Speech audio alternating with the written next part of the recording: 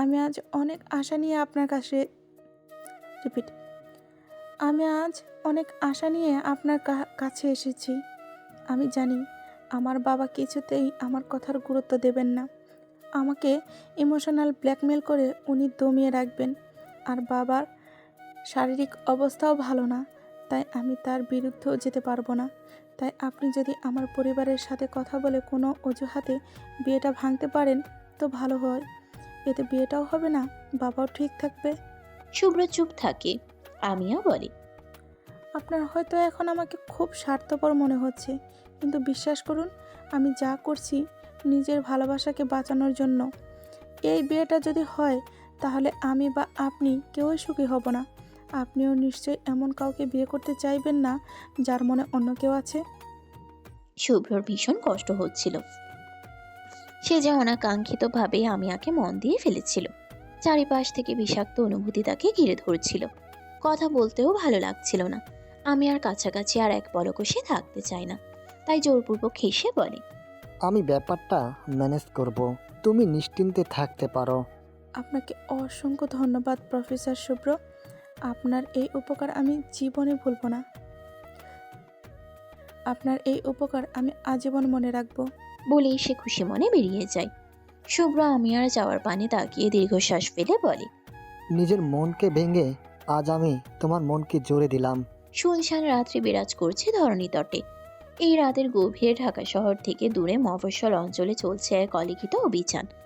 দুর্জয় অনেকদিন থেকে বাপ্পিকে খোঁজার জন্য চারিদিকে লোক লাগিয়ে রেখেছিল। বাপ্পির খোঁজ না পেলেও আজ সকালেই খবর পেয়েছে উক্ত এলাকায় বাপ্পির চেলা মান্নার দেখা পাওয়া গেছে। এরপর দুর্জয় লোক লাগিয়ে পুরো এলাকা চষে বেড়ায়। অবশেষে মান্নার অবস্থান সম্পর্কে নিশ্চিত হয়েই চলে এসেছে।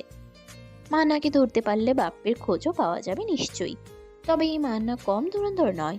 ঠিকই সবটা বুঝতে পেরে পালিয়ে যাওয়ার পায়তারা করছিল, কিন্তু নিজের দুর্ভাগ্যক্রমে দৌড়াতে গিয়ে মুখোমুখি হয় দুর্জয়ের। তারপর প্রাণপণে ছুটছে। দুর্জয় ছুটছে তার পিছন পিছন। এক সময় দুর্জয় নিজের সাথে আনা গুলিটা চালায় মান্নার দিকে, কিন্তু সেটা লক্ষ্য ভ্রষ্ট হয়। কিন্তু কিছুক্ষণের মাঝেই সামনে থেকে কেউ গুলি চালায় মান্নার পায়ে। সাথে সাথেই মান্না মাটিতে লুটিয়ে পড়ে। দুর্জয় কিছু বুঝে উঠতে পারে না। মান্নার কাছে যেতে নিবে তার আগেই অন্ধকারে একটা নারী মূর্তি এগিয়ে আসে। দুর্জয় সজাগ হয়ে সেই নারী মূর্তির দিকে বন্দুক তাক করে। আধার থেকে বের হয়ে সামনে আসতেই পূর্ণিমার চাঁদের আলোয় সেই নারীর মুখশ্রী দেখতে পায় দুর্জয়। পুরোপুরি হতবাক বনে যায়। বিস্ময়ের সাথে বলে ওঠে, তুমি? মান্নাকে সাথে নিয়ে সে পরিত্যক্ত বাংলোয় চলে আসে দুর্জয়, যেখানে তারা আহনাফকে খুন করেছে। এনে মান্নাকে একটা চেয়ারের সাথে বেঁধে রেখেছে। মান্নার জ্ঞান ছিল না তখনও। দুর্জয় মান্নার মুখে পানি ছিটার দিতেই তার জ্ঞান ফিরতেই ভারত চোখে দুর্জয়ের দিকে তাকায় মান্না। দুর্জয় মান্নার হাঁটুর উপর পা তুলে দিয়ে তার গলা চেপে ধরে বলে, যদি নিজে বাঁচতে চাস তো ভালোই ভালোই বল তোর বস বাপ্পি কোথায় আছে, না হলে তোর এমন অবস্থা করব যেটা তুই ভাবতে পারছিস না। শিয়াল কুকুরকে দিয়ে তোর লাশ খাওয়াবো। মান্না ভয়ে ভয়ে বলে, বিশ্বাস করুন আমি জানি না বস কোথায়। ওনার সাথে সর্বশেষ আমার দেখা হয়েছিল সেই রাত্রিতে, যেদিন আনাফ মারা যায়। সেদিন উনি আমাদের সবাইকে টাকা বুঝিয়ে দিয়ে বলেন যে যার মতো আত্মগোপনে চলে যেতে। দুর্জয় মান্নাকে আরো জোরে চেপে ধরে বলে, চুপ, একটাও মিথ্যা না। আমি জানি, তুই সব জানিস। তুই হলি বাপ্পির ডান হাত। আমি তেমন কিছু জানি না, শুধু এতটুকু মনে আছে যে বস শেষবার ওনার মামার সাথে কথা বলছিলেন। ওনার মামাকে বলছিলেন আপাতত কিছুদিনের জন্য ওনাকে বর্ডার পার করে ইন্ডিয়া পৌঁছে দেওয়ার ব্যবস্থা করে দিতে। হয়তো এতদিনে উনি ইন্ডিয়া পৌঁছেও গেছে। এটুকু শুনেই দুর্জয় নিষ্ঠুরের মতো মান্নাকে মারতে শুরু করে। মান্নার আর্তনাদে চারপাশের বাতাস ভারী হয়ে আসছিল। দুর্জয় বলতে থাকে, তোরা সবাই মিলে আমার বন্ধু আহনাবকে যতটা কষ্ট দিয়েছিস তার থেকে 1000 গুণ বেশি কষ্টের মৃত্যু দেব তোদেরকে। বলেই দুর্জয় একটি কাঠের ধারালো অস্ত্র নিয়ে আসে। নিয়ে এগোতে থাকে মান্নার দিকে। মান্না বলতে থাকে, না না। কিন্তু দুর্জয় সেসবকে বার্তা না দিয়ে মান্নার হাত পা সব কেটে আলাদা করে দেয়। অতঃপর মান্নার গলায় কোপ বসাতে যাবে এমন সময় সে নারীটি এসে দুর্জয়কে থামিয়ে দেয়। দুর্জয় সন্দিহান দৃষ্টিতে তাকাতেই মেয়েটি বলে, আপনি যতদূর করেছেন ঠিক আছে, কিন্তু ওকে মারার অধিকার শুধু আমার। বলেই অস্ত্রটি কেড়ে নিয়ে মান্নার গলায় কোপ বসিয়ে তার ধর হতে মুন্ডটা আলাদা করে দেয়। রক্ত ছিটকে আসে তার মুখে, অথচ সে বিন্দুমাত্র ভয় পায় না, বরঞ্চ পাগলের মতো হাসতে থাকে। দুর্জয় চরম বিস্ময়ের সাথে তাকিয়ে থাকে। দুর্জয়কে এভাবে তাকিয়ে থাকতে দেখে সেই নারী বলে, সবাইকে নিজ হাতে শাস্তি দেওয়ার প্রতিশ্রুতি নিয়েছি আমি, তাই তো এই মাসে একে একে নিজেকে প্রস্তুত করেছি। কালো বাজার থেকে বন্দুক কিনেছি, অতঃপর বন্দুক চালানো শিখেছি, নিজের ভয়কেও জয় করেছি। এবার শুরু হয়েছে প্রতিশোধের খেলা। আমি সেই খেলায় নিজের হাত রক্তে রঞ্জিত করতে রাজি, কিন্তু আমি সবকিছু শেষ দেখে ছাড়ব। একটু থেমে, আপনি চুপ হয়ে দাঁড়িয়ে আছেন কেন? আপনি না বলেছিলেন নিজের বন্ধুর খুনিদের রক্তে তার কবর রঞ্জিত করবেন? তো দাঁড়িয়ে না থেকে এর তরল রক্ত সংগ্রহ করুন। প্রতিশ্রুতি পালন করতে হবে যে। এই নারীর হিংস্রতা দুর্জয়কে অবাক করে। কোমলমতি খ্যাত নারীদের এই রূপও যে কখনো দেখতে হবে সেটা ভাবেনি সে। আমি আজ খুশি খুশি মনে ভার্সিটিতে এসেছে। গতকাল শুভ্রর সাথে কথা বলার পর থেকে সে স্বস্তি অনুভব করছে। একটা বড় বোঝা যেন কাঁধ থেকে নেমে গেল। এখন তার একটাই লক্ষ্য, যে কোনো মূল্যে দুর্জয়ের মনে নিজের জন্য অনুভূতি তৈরি করা। আমিয়া এখন সেটাই করার চেষ্টা চালিয়ে যাবে। ভার্সিটিতে এসে দুর্জয়কে খুঁজে চলেছে আমিয়া। দুর্জয়ের দেখা না পেলেও শুভ্রর সাথে অনাকাঙ্ক্ষিতভাবে দেখা হয়ে গেল। দুজনেই এতে অপ্রস্তুত হয়ে গেল। আমিয়া জোরপূর্বক হাসল। শুভ্র পরিস্থিতি স্বাভাবিক করার জন্য বলল, আমি বাসায় কথা বলেছি, তুমি এখন নিশ্চিত থাকতে পারো আমার বাবা তোমার বাবার সাথে কথা বলে বিয়েটা ভেঙে দিবেন। বলেই শুভ্র স্থান ত্যাগ করে। এটুকু বলতেই তার বুকের বাঁ পাশে অদ্ভুত ব্যথা অনুভূত হয়। এদিকে আমি আর মনে প্রশান্তির বন্যা বয়ে যায়। খুশি মনে সে ক্যান্টিনের দিকে পা বাড়ায়, কিন্তু ক্যান্টিনে প্রবেশ করতেই তার মনে সব খুশি উবে যায়। কারণ ক্যান্টিনে ঢুকেই সে দেখতে পায় দুর্জয় ও রূপকথা একটি টেবিলে বসে একসাথে কফি খাচ্ছে এবং কি একটা বিষয় নিয়ে যেন নিজেদের মধ্যে আলোচনা করছে। দূর থেকে আমিয়াকে দেখে দুর্জয় উঠে দাঁড়ায়। শান্ত স্বরে রূপকথার উদ্দেশ্যে বলে, তোমার বেস্ট ফ্রেন্ড এসে গেছে। মেয়েটা আমাকে একটু শান্তি দিচ্ছে না।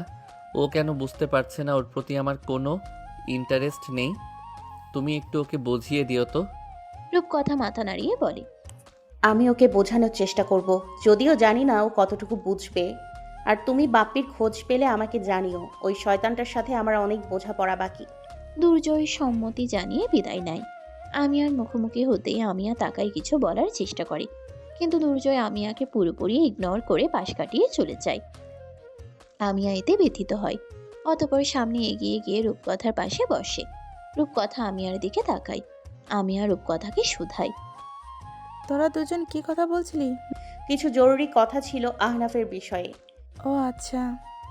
রূপকথা একটা দীর্ঘশ্বাস ফেলে বলে, আমি তোকে আগেও বলেছি, আজ আবারও বলছি, দুর্জয়ের আশা তুই ছেড়ে দে।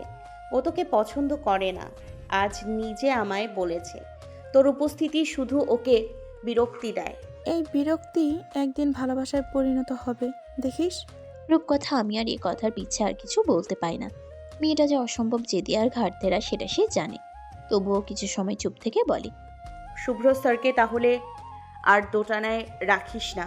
তোর মনে যদি দুর্জয়কে নিয়ে অনুভূতি থাকে, তাহলে ওনার সাথে যে তুই এঙ্গেজমেন্ট হয়ে আছিস তার কি হবে? আমিয়া খুশি খুশি মনে বলে, আমি এখনই তোকে এই ব্যাপারে বলতাম। এই প্রবলেম একদম সলভ। শুভ্র স্যারকে গতকাল আমি সব খুলে বলেছি। উনি নিজের পরিবারকে বলে বিয়েটা ভেঙে দিয়েছেন। রূপকথা স্থির দৃষ্টিতে তাকিয়ে ফোঁস করে নিঃশ্বাস ছেড়ে বলে, তাহলে আর কি, এখন মরীচিকার পিছনে ছুটে চল। শুভ্র স্যারের মতো একজন ভালো মানুষকে হারানোর আফসোস হবে এক সময়, দেখিস। আমার দরকার নেই এমন ভালো মানুষের। রূপকথা আমিয়ার কথায় বিরক্ত হচ্ছিল, তাই বলে। ক্লাসের টাইম হয়ে যাচ্ছে, চল জলদি। মন অতঃপর দুজনেই ক্লাসের দিকে রওনা দেয়। আমিয়া যথারীতি খুশি খুশি মনে নিজের বাড়িতে ফিরছিল।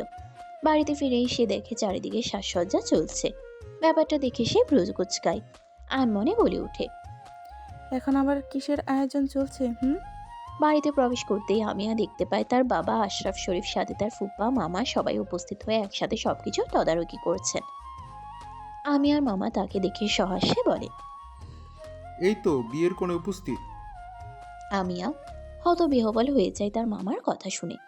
বিস্ময় কাটিয়ে উঠে প্রশ্ন করে, বিয়ের কোণে মানে? আশরাফ শরীফ কঠিন স্বরে বলে, আমি আর শামসুর মিলে সিদ্ধান্ত নিয়েছি আর 3 দিন পরে তোমার আর অভ্রর বিয়ে দেব। শুভ কাজে বেশি দেরি করতে নেই। এই কথা শুনে আমিয়া যেন আকাশ থেকে পড়ে। সে মনে মনে বলে, শুভ্র স্যার তো সকালে বললেন যে উনি তোমার পরিবারকে রাজি করিয়েছেন যাতে বিয়েটা তারা ভেঙে দেয়, তাহলে এখন এসবের মানে কি? আমি আর ফুফা তার উদ্দেশ্যে বলি, তুই চিন্তা করিস না, এই 3 দিনই আমরা সবাই মিলে সব আয়োজন করে ফেলবো। ওর ফুপু, মামি, কাজিনরাও এসেছে, যা সবার সাথে মিলে আনন্দ কর। আমিয়া বলি। কিন্তু এত তাড়াহুড়োর কি আছে? আশরাফ শরীফ মলিন স্বরে বলেন, আমার শরীর খুব একটা ভালো যাচ্ছে না, তাই আমি চাইছি যত দ্রুত সম্ভব শুভ কাজটা সেরে ফেলতে। আশা করছি তুমি আর কোনো আপত্তি করবে না। আমি আমার বলার মতো কিছু খুঁজে পাই না, কিন্তু তার ভীষণ রাগ হয়। আর এইসব রাগ গিয়ে জমা হয় শুভ্রর উপর। লোকটা তাকে এমনভাবে ঠকালো। রাগে দুঃখে আমিয়া দৌড়ে নিজের কক্ষে গিয়ে উপস্থিত হয়। দরজা আটকে দিয়ে কাঁদতে আরম্ভ করে। তার মুখের সামনে দুর্জয়ের মুখশ্রী ভেসে ওঠে। রাগে ফোন বের করে শুভ্রর নাম্বার ডায়াল করে কল করে। কিছুক্ষণ রিং হওয়ার পর শুভ্র ফোনটা রিসিভ করতেই তাকে কিছু বলার সুযোগ না দিয়ে বলতে শুরু করে, আপনাকে তো আমি ভদ্রলোক ভেবেছিলাম স্যার, এই তার নমুনা? আপনি আমার সাথে এমন চিটারি করলেন, বিয়ে ভাঙার আশ্বাস দিয়ে এখন আবার জলদি বিয়ের বন্দোবস্ত করে ফেললেন। আপনার অভিনয় থেকে আমি মুগ্ধ। আপনার তো প্রফেসর না হয়ে অভিনেতা হওয়া উচিত ছিল। কি সুন্দর নিখুঁত অভিনয়! আমাকে কি বোকাটাই না বানালেন। আমি আর লিসেন। আমি আপনার কোনো কথা শুনতে চাই না। আপনি একটা কথা কান খুলে শুনে রাখুন, আমি মরে যাব তবুও আপনাকে বিয়ে করব না। বলেই সে ফোন রেখে দিল। এদিকে শুভ্র হতাশ হয়ে বিছানায় বসে পড়ল। সে তো নিজেই সবকিছু হিসাব মেলাতে পারছে না। গতকাল রাতে সে তার বাবাকে বলেছিল সে আমিয়াকে বিয়ে করতে চায় না। তার বাবাও বলেছিল তার মত না থাকলে এই বিয়ে ভেঙে দেবেন। কিন্তু আজ বাড়িতে ফিরেই সে জানতে পারে তার বাবা এবং শরীফ আঙ্কেল মিলে বিয়ের ডেট এগিয়ে এনেছেন এবং 3 দিন পরেই তাদের বিয়ে। ব্যাপারটায় সে নিজেই শকড। তার মধ্যে আমি আর তার প্রতি এই অভিযোগ তাকে আরো অসহায় করে তুলল। শুভ্র একটা দীর্ঘশ্বাস ফেলে বলল, আমি কিছু না করে এভাবে অপমানিত হয়ে গেলাম। শামসুর চৌধুরী ও আশরাফ শরীফ একান্তে কথা বলছিলেন ফোনে। আশরাফ শরীফ কৃতজ্ঞতা সুরে বললেন, আমি খুবই খুশি যে তুই আমার অনুরোধটা রাখলি। প্রথমে তো শুভ্র জানালো যে সে আমিনাকে বিয়ে করতে চায় না, তখনই আমি সন্দেহ করেছিলাম, কারণ শুভ্র তো বলেছিল তার আমিনাকে পছন্দ। এরপর তোর কথাতে সবটাই নিশ্চিত হই। আমি নিজের মেয়েকে হারে হারে চিনি শামসুর। ভাগ্য ভালো আমার এক কর্মচারী ওদের দুজনের ক্যান্টিনের কথা বলতে দেখেছিল, তাই আমি বুঝে যাই অভ্র নিজের থেকে এই বিয়েটা ভাঙেনি। আমি মাই ওকে বলেছে এমন করতে। কিন্তু তবু রে আমি নিশ্চিত হতে পারছি না। আমিয়া মা যদি এই বিয়েতে রাজি না থাকে তাহলে তার অনিচ্ছায় এই বিয়েটা দেওয়া কি ঠিক হবে? আশরাফ শরীফ বলেন, আলবাত ঠিক হবে। আমি আমার মেয়েকে চিনি শামসুর, ও নিজের ভালোটা কখনো বোঝে না। ও গায়ে গতরে বড় হয়েছে, বুদ্ধি একদম হাঁটুর তলে। তাই আমাকে এই দায়িত্ব নিয়ে ওর জীবনটা গুছিয়ে দিতে হবে। কিন্তু তুই চিন্তা করিস না, আমি আমার মেয়েকে চিনি। একবার যদি বিয়েটা হয়ে যায় তারপরে দেখবি সব ঠিক হয়ে যাবে। একসময় ও ঠিকই অভ্রকে মেনে নেবে। তাই যেন হয়। বলেই তারা কথোপকথন শেষ করে। হালকা রঙের একটা মেরুন লেহেঙ্গা পরে নিজ কক্ষে অবস্থান করছে আমিয়া। আজ তার বিয়ে, একটু পরেই গায়ে হলুদ। গত 3 দিন থেকে নিজের বাবার কঠোর নজরদারিতে আছে সে। বিচক্ষণ আশরাফ শরীফ এক মুহূর্তের জন্যও তাকে একা ছাড়ছে না। সবসময় আশেপাশে কেউ না কেউ রয়েছে, তাই আমিয়া চাইলেও কিছু করতে পারছে না। বাধ্য মেয়ের মতো সবটা মেনে নিতে হচ্ছে। তবে আজ তার দেয়ালে পিঠ ঠেকে গেছে। তাই আমিয়া সিদ্ধান্ত নিয়ে ফেলেছে আজ যে করেই হোক সে পালাবে। অন্তত একবার শেষ চেষ্টা করবে যাতে কোনোভাবে এই বিয়েটা আটকানো যায়। আমিয়া এমন ভাবনার মাঝেই রূপকথা এসে তার পাশে বসে। আমিয়াকে উদাসীন দেখে বলে, মন খারাপ করে আছিস কেন? তোকে তো বলেইছিলাম আমার কিছু জরুরি কাজ আছে, তাই আসতে দেরি হলো। তবে এখন থেকে তোর বিয়ের সব রিচুয়ালে আমি থাকবো। আমিয়া মলিন হাসে। তবে রূপকথাকে দেখে সে মনে একটা আশার আলো খুঁজে পায়। রূপকথাই এখন এরকম পরিস্থিতিতে তাকে সাহায্য করতে পারবে। আমিয়ার মামি একটা হলুদ শাড়ি নিয়ে এসেছে তাকে পরানোর জন্য। আমিয়া চুপচাপ সে হলুদ শাড়িটা গায়ে জড়িয়ে নেয়। এরপর সবাই গায়ে হলুদের আয়োজনে ব্যস্ত হয়ে পড়ে। আমিয়ার পাশে তখন কেবল ছিল রূপকথা। আমিয়া এই সুযোগে রূপকথাকে বলে, রূপ, তুই আমাকে একটু সাহায্য করতে পারবি? আমার বন্ধুত্বের দোহাই, এটা আমার জীবনের শ্রেষ্ঠ সাহায্য হবে। আমিয়ার কাতর স্বর। রূপকথা কিছুটা আন্দাজ করতে পারে, তবুও জিজ্ঞেস করে। বল কি চাস, বল কি সাহায্য চাস তুই? আমিয়া ফোঁস করে নিঃশ্বাস ছেড়ে বলে, আমি একবার শেষবারের মতো দুর্জয়ের সাথে দেখা করতে চাই। তুই একটা কিছু ব্যবস্থা করে দিতে পারবি? রূপকথা বিস্ময় নিয়ে বলে, আজ তোর বিয়ে আর তুই? প্লিজ রূপ, তুই আমাকে এইটুকু সাহায্য কর। এটাই আমার তোর কাছে শেষ চাওয়া। আর কোনো দিন তোর কাছে আমি কিচ্ছু চাইবো না। কিন্তু আমি কিভাবে? তুই শুধু কোনোভাবে আমার বাইরে যাওয়ার ব্যবস্থাটা করে দে। আমি একবার সামনাসামনি দুর্জয়ের সাথে কথা বলতে চাই, ব্যাস এতটুকুই। না হলে যে আজীবন আমার আফসোস থেকে যাবে। রূপকথা আমিয়ার এমন করুণ আবদার আর ফেলতে পারে না, তাই অনিচ্ছা সত্ত্বেও রাজি হয়ে বলে। ঠিক আছে, আমি দেখছি কি করা যায়। গায়ে হলুদের পালা শেষ হয়ে কয়েক ঘন্টা অতিবাহিত হয়। বিয়ের সময় প্রায় ঘনিয়ে আসছে। এরই মধ্যে আমিয়াকে পার্লারে নেওয়ার সময় হয়ে আসে। আমিয়ার বাবা তার মামাতো বোনকে আমিয়ার সাথে পাঠাতে চাইলেও রূপকথা সেধে বলে। আঙ্কেল, আমি যাই আমিরার সাথে। আশরাফ শরীফ বলে ওঠেন, তুমি তো আমাদের গেস্ট, তুমি কেন শুধু শুধু কষ্ট করতে যাবে? তুমি এখানে বিয়ের অনুষ্ঠান উপভোগ করো। রূপকথা আবেদন জানিয়ে বলে। আপনি আমার উপর বিশ্বাস রাখতে পারেন আঙ্কেল, আমি আমিরাকে দেখে রাখবো। ঠিক আছে, তবে যেও। পার্লার থেকে সরাসরি আমিয়াকে নিয়ে একটি কফি শপের দিকে রওনা দেয় রূপকথা। আমিয়ার পরনে তখন লাল রঙের এক বেনারসি শাড়ি এবং সাথে বিয়ে স্পেশাল মেকআপ। নববধূর শ্বাস একদম নজর কাড়া, তবে তার মুখের মলিন আভায় ভাটা পড়েছে সব সৌন্দর্য। রূপকথা আমিয়ার দিকে তাকিয়ে একটা দীর্ঘশ্বাস ফেলে। আজ অনেক বড় ঝুঁকি নিয়ে ফেলেছে সে। অনেক বড় মুখ করে নিজের পিতৃ সমতুল্য মানুষটাকে কথা দিয়ে ফেলেছে রূপকথা যে সে আমিয়াকে দেখে রাখবে। কিন্তু আদৌ সেই কথা রাখতে পারবে তো? আমিয়া যদি কোনো ভুল সিদ্ধান্ত নেয়? নিজের ভাবনার মাঝেই আমিয়াকে গাড়ি থেকে নামতে দেখতে পাই রূপকথা। তারা ইতিমধ্যেই গন্তব্যে পৌঁছে গেছে। আমিয়া গাড়ি থেকে নামার সময় রূপকথা শোধায়। ফিরে আসবি তো? আমিয়া বলে। সবটা নির্ভর করছে আজ দুর্জয়ের উপর। আমিয়া এইটুকু বলেই ক্যাফেতে প্রবেশ করে।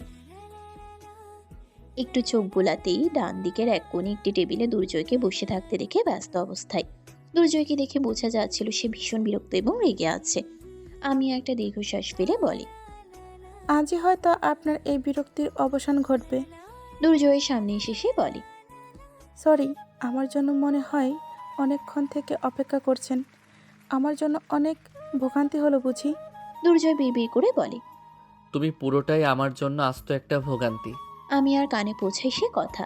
সে দুর্জয়ের উদ্দেশ্যে বলে, আমাকে দেখতে কেমন লাগছে?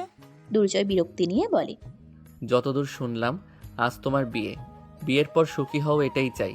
আমার তরফ থেকে তোমাকে যা বলার আগেও বলেছি, আবারও বলছি, আমার তোমার প্রতি কিছু নেই। একটু অনুভূতি নেই আমার প্রতি? না। দুর্জয়ের স্পষ্ট জবাব। আমিয়া ম্লান হেসে বলে, আমি আজ শেষবারের মতো আপনার কাছে এসেছিলাম। আপনার কাছে বেশি কিছু চাওয়ার নেই। আমি জানতাম আপনি আবারও নাই বলবেন, তবুও একবার শেষ চেষ্টা করতে দেখতে চেয়েছিলাম। আমি আজ আপনাকে আর জোর করব না, নিজের ভাগ্যকেই মেনে নেব। আমি এখন কিছুটা হলেও উপলব্ধি করছি যে আর যাই হোক, জোর করে ভালোবাসাটা হয় না। আপনি ভালো থাকুন, সুখী হন, কিন্তু আমার ভালো থাকার কারণ না হন।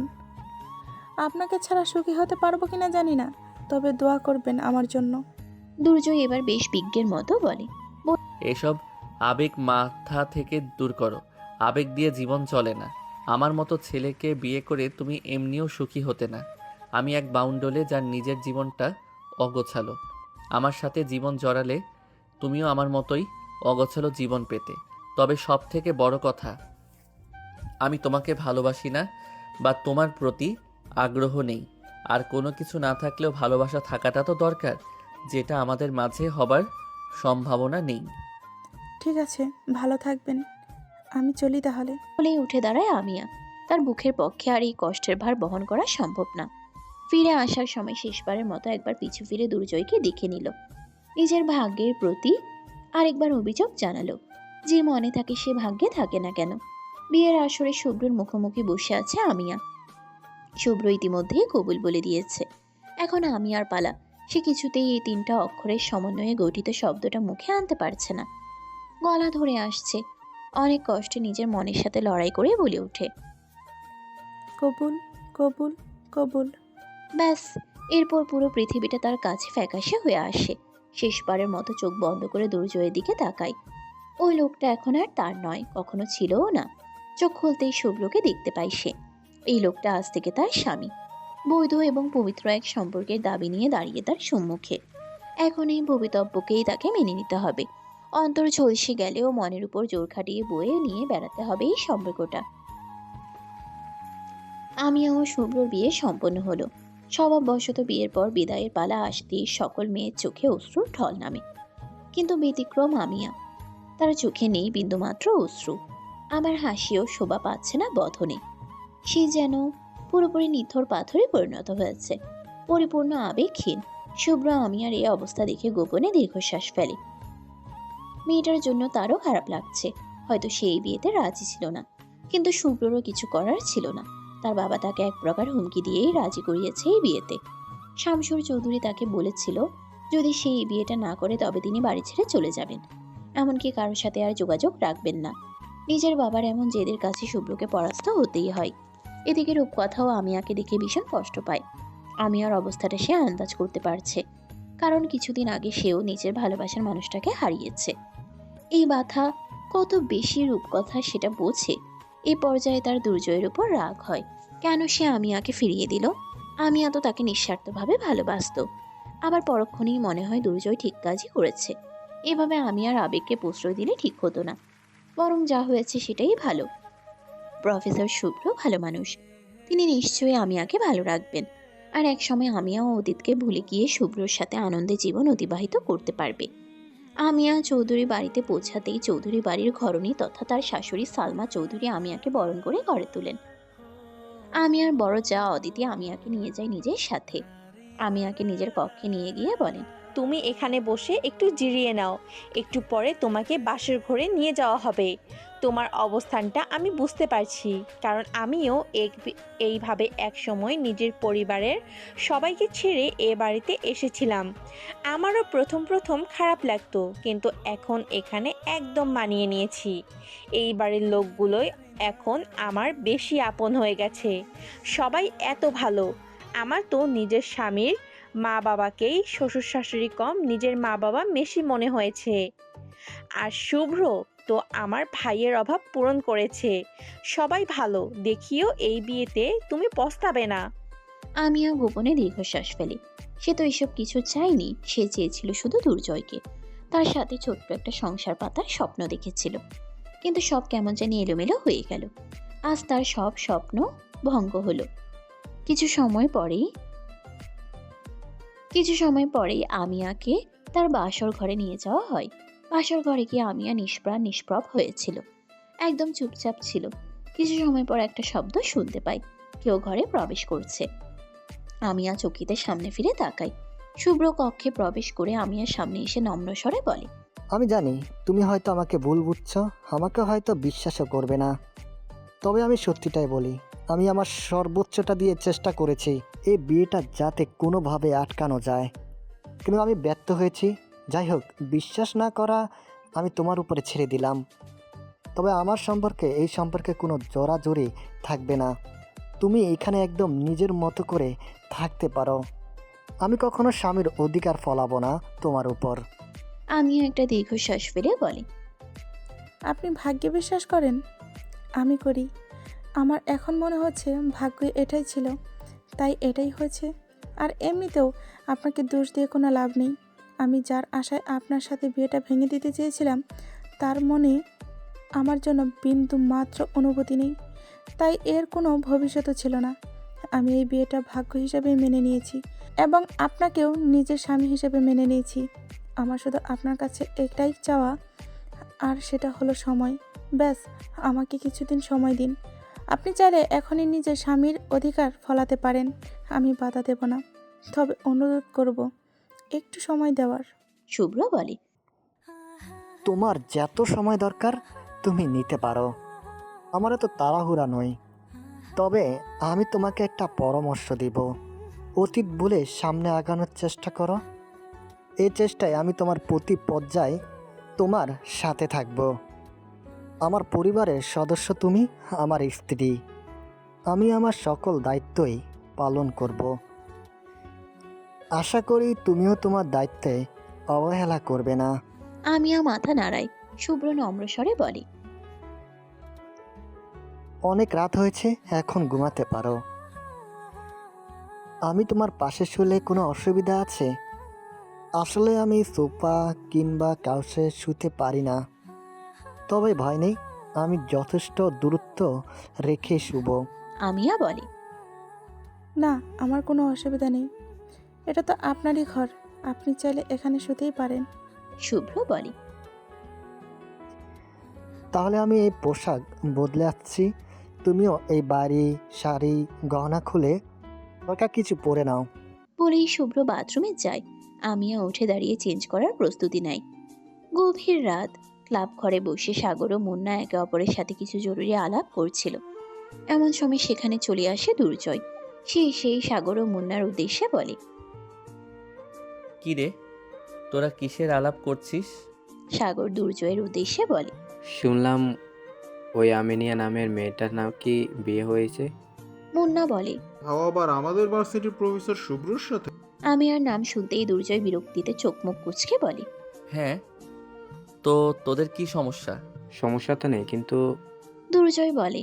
ওই মেয়ের নাম আর নিবি না, ওর বিয়ে হয়েছে, আমি খুব খুশি হয়েছি। 2 রাকাত নফল নামাজও আদায় করেছি এই খুশিতে।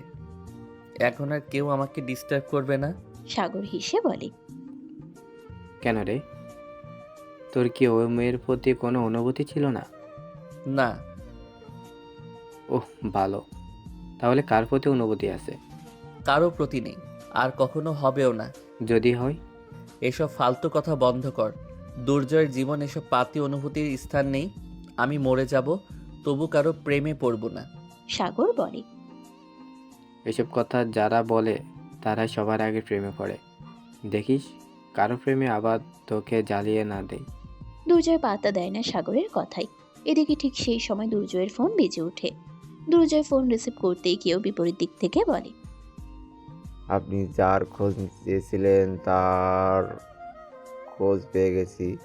সে ইন্ডিয়া যেতে পারেনি এখনো, সিলেটে অবস্থান করেছে বর্তমানে।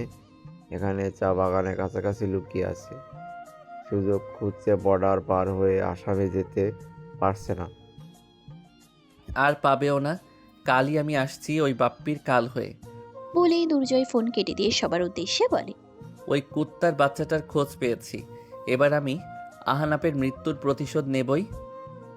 দুর্জয় বাপ্পির খোঁজে সিলেটের দিকে রওনা দিয়েছে। তার সাথে সাগর ও মুন্না আসতে চাইলেও সে তাদেরকে নিজের সাথে নেয়নি। এক প্রকার জেদ করেই সে একা চলে এসেছে। কারণ দুর্জয় আন্দাজ করতে পারে বাপ্পির কেসটা এতটাও সহজ হবে না। বাপ্পির মামা যথেষ্ট প্রভাবশালী একজন লোক, তিনি নিশ্চয়ই এর শেষ দেখে ছাড়বেন। এছাড়া বাপ্পিও যথেষ্ট ধুরন্ধর, তাই দুর্জয় কাউকে বিপদে ফেলতে চায়নি। তার নিজের এমনিতেও জীবনের মায়া বলতে কিছু নেই, তাই নিজেই ঝুঁকি নিয়ে চলে এসেছে। দুর্জয় বর্তমানে সিলেটের সীমান্তবর্তী অঞ্চল তামাবিলের কাছে অবস্থান করছে। সে যতদূর শুনেছে বাপ্পি এখানেই কোথাও ঘাপটি মেরে আছে। তামাবিল একটি দর্শনীয় স্থানও বটে, তবে দুর্জয়ের এসব ব্যাপারে কোনো আগ্রহ নেই। সে চারিদিকে চোখ লাগিয়ে খুঁজে চলেছে বাপ্পিকে। হঠাৎ করে কারো পায়ের শব্দে ফিরে তাকাতেই কেউ দুর্জয়ের মাথায় বন্দুক তাক করে। হতবিহ্বল দুর্জয় বলে ওঠে। তুমি? How dare you! আমাদের মধ্যে কি কথা হয়েছিল দুর্জয়? আপনি আমায় এই মিশনে নিজের সাথে নেবেন, কিন্তু আমাকে না বলে এখানে চলে এলেন। ভাগ্য ভালো আমি আপনার উপর নজর রেখেছিলাম, না হলে তো কিছু জানতেই পারতাম না। তুমি এখানে এসে ঠিক করনি, এই জায়গাটা নিরাপদ নয়। তুমি ফিরে যাও এখান থেকে। প্রতিশোধ না নেওয়া অবধি আমি এক পাও নড়ব না। রূপকথার শক্ত জবাব। দুর্জয় রূপকথাকে আরো কিছু বলতে যাবে তার আগেই রূপকথা বলে। তুমি কেন ভুলে যাচ্ছ ওই আহনাফ শুধু আমার আহনাফকে আমার থেকে কেড়ে নেয়নি, আমার সম্মানের দিকে হাত বাড়িয়েছে। একটা নারীর জীবনে সব থেকে মূল্যবান হচ্ছে তার সম্মান ও ভালোবাসা। এই দুটোর দিকেই ওই শয়তানটা হাত বাড়িয়েছিল। ওকে আমি নিজের হাতে শাস্তি দিব।